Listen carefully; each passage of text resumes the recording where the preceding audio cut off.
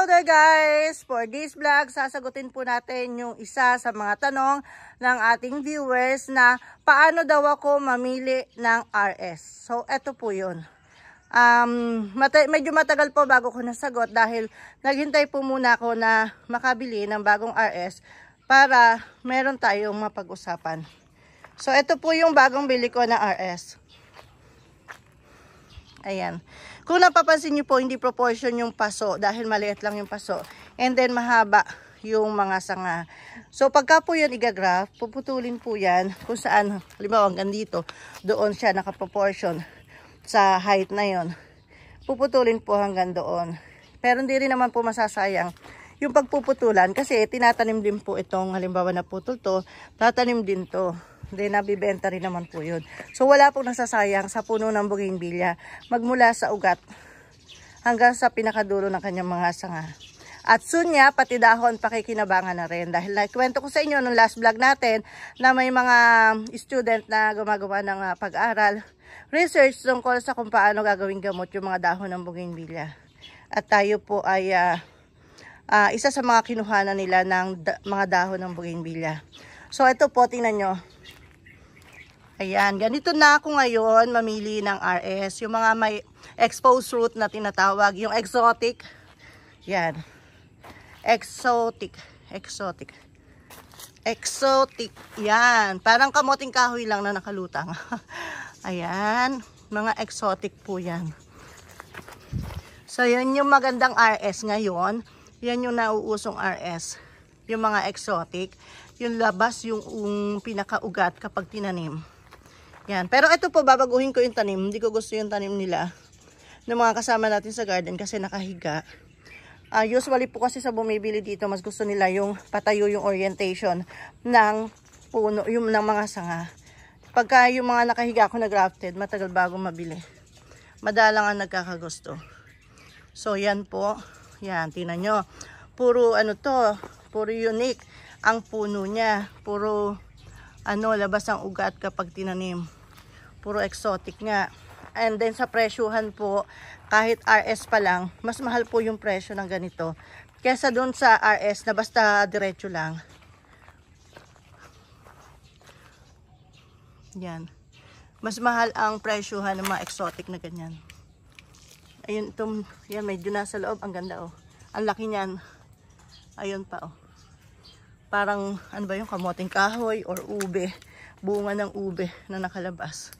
Ayan. Ito naman parang may lupa na pakasama. Kadidilig yan, maaalis na yung pinakalupa na yan. Matitira yung mismong ugat. So, pagka hindi proportion sa paso, puputulan kapag igagrap na. Ayan pa oh. O diba? Ang laki ng paso niya. Talagang buhol-buhol ang kanyang mga ugat. Ayan. Hanggang doon. Ngayon po yung paso na ginagamit ko, sinadya ko na medyo putol. Dati po kasi ay mataas na pabilog. Ngayon po halos kalahati na lang ng pataas na yon kasi nga mabigat. And then ngayon po kasi nagdi-deliver kami gamit yung kolong-kolong. Kaya ang ginagawa ko ngayon, mas magaan na paso. Mas magaan. Para kayang-kaya ng kolong-kolong i-deliver. Yan. Mga exotic. Kahit yung mga nasa cone pot na ganito na maliliit. Pinipilit na maging exotic din. Para maganda. Artistic ang dating. May style. May dating. Yan. Medyo magulo pa lang po. Katagalan yan. Maaayos ng unti-unti. Malilinis yan. Kapag wala akong ginagawa. Hihimayin ko yung mga maliliit na ugat na yan.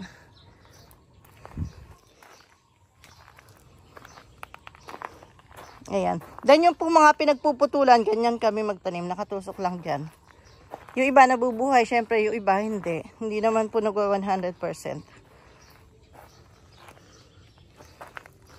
Yan. Meron din naman na basta karaniwan lang na ganyan, basta diretso. Meron din naman ganyan. Pero, basta namimili ako ng exotic. Lahat ng exotic doon sa binibilan ko, kinukuha ko. Pero hindi po lahat, hindi lahat ng nahuhukay niya ha, kasi ang mahal. Ito po ay meron pong mahigit 60 pieces yung RS na to, maliit at malaki. Hanggang dito lang po yung kaya kong bayaran. Actually, hindi pa bayad. So, ayan. Ayan po sila. Mga exotic. Nagsayaw-sayaw yung kanilang mga mula sa puno hanggang sa mga sanga. No, sumasayaw. Hindi basta patayo lang siya. Tapos, marami pa po dito na pinatabunan ko lang ng buhangin dahil kinulang po yung paso namin. Kulang talaga yung paso. Mayroon na po akong order, nagpagawa na ako ng ganito rin, parang mga putol na hindi masyadong mataas, pero para magaan lang. Ayan, ang dami pa po nitong mga tinabunan dito. Tinabunan ng buhangin. Andito po sa ilalim ng mangga. Then pagdating ng paso, tuwing may darating na paso, kukuha na lang dito. Yan, basta po na medyo nasa lilim. Hindi naman po, may naaarawan din to, pero hindi exposed sa araw. Kasi sa sobrang init po ngayon talaga. Kapag nasa school po kami, ang sakit sa ulo. Kaya gustong gusto ko makauwi sa hapon para ma-relax. Dahil masakit sa ulo, sobrang init. Hindi ka naman naaarawan, pero yung singaw mainit talaga. Ayan, more than 60 pieces po ito. Hindi ko na nabilang yung iba.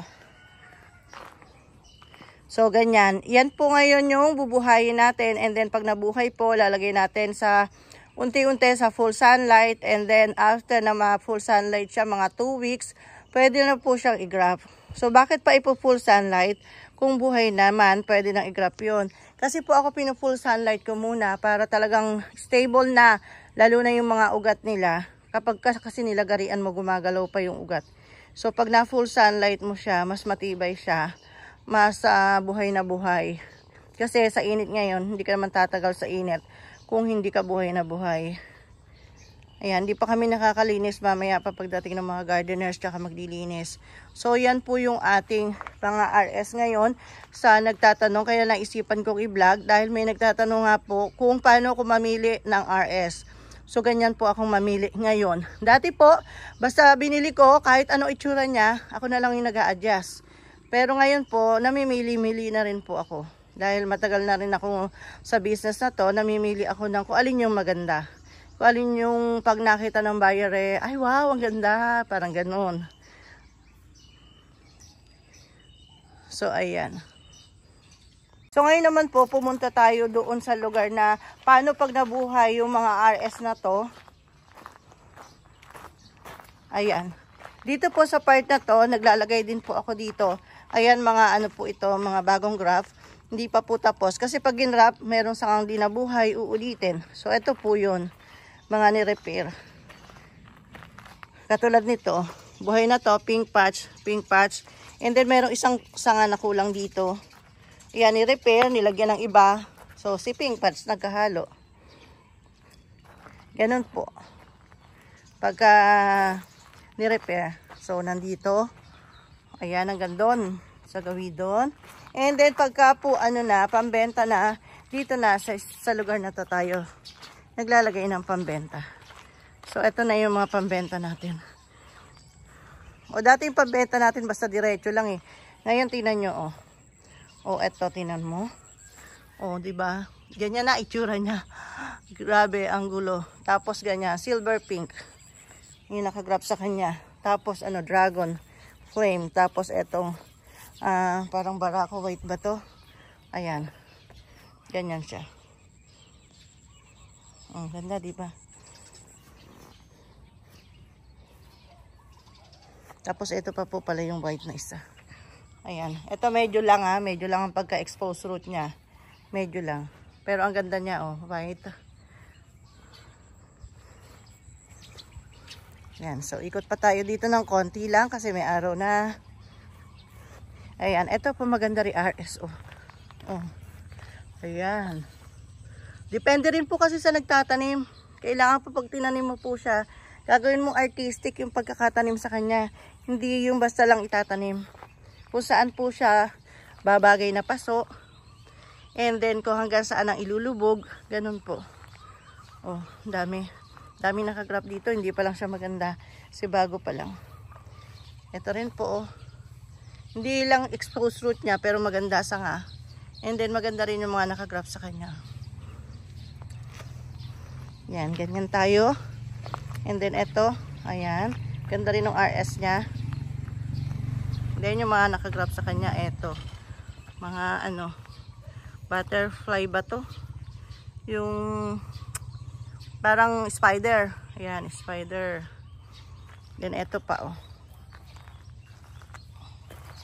Hindi man siya exposed root, pero ang ganda nung nakagrab sa kanya. And then, ang ganda ng RS niya. Oh, solid. Yan. Ito pa, isang maganda. Ito. Ayan. Ang ganda po ng RS niya. Bagay sa pot niya. And then, yung mga nakagrab sa kanya, puro small bracts. Yan. Wow po yan. Wow. Ganon. Wow.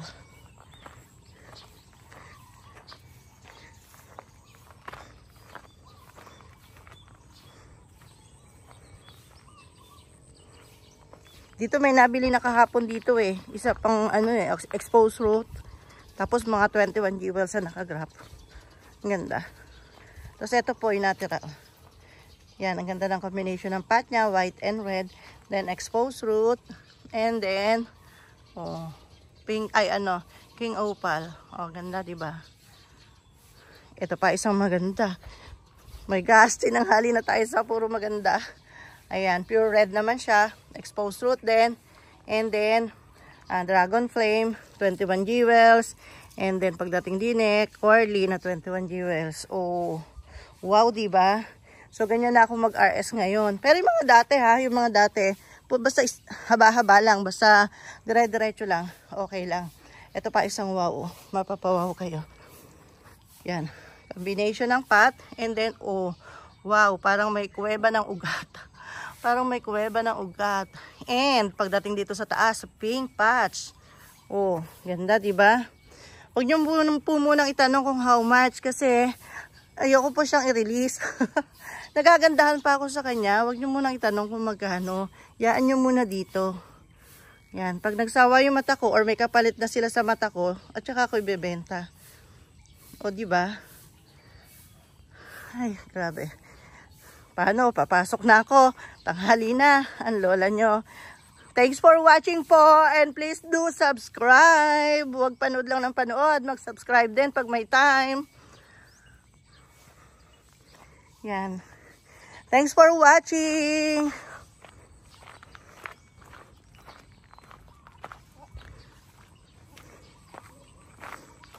Ito pa isang maganda. Kumaingay.